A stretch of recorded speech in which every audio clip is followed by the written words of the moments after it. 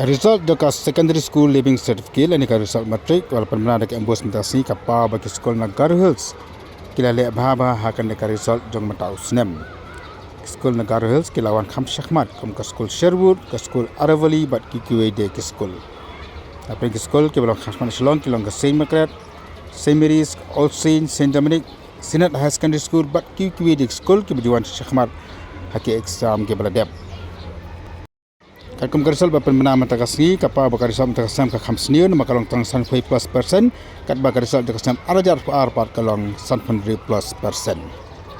Abasim na kapal percentage ka East Castle District kalong ka district ka Lehbha na penanggi papas hakap kalayo adu life para .+%.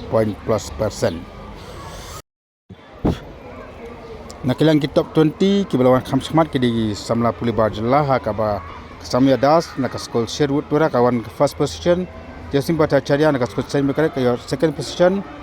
Tantri Abajaji nak Saint Margaret kayo third position. Di Tamdas Chaudhry nak skut Sherwood Tura kayo fourth position. Apre ke samla pule kasi Kennedy Dondor Richmond Dunai nak skut All Saints iyo ka fifth position. Ferisha Kotalang nak Saint Dominic iyo ka sixth position.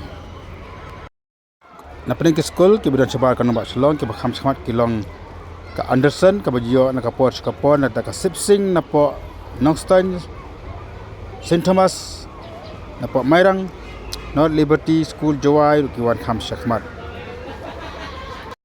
Haki top 20 lagi bagi bon bagi kena ki yakni eka position. Kemudian eka position ka khatsan kidan hadu san hendrungwat ki bon hakaju ka position. Kemudian ya ki position yakni dah padang live sangwat ki kena school ki bon hakaju ka position.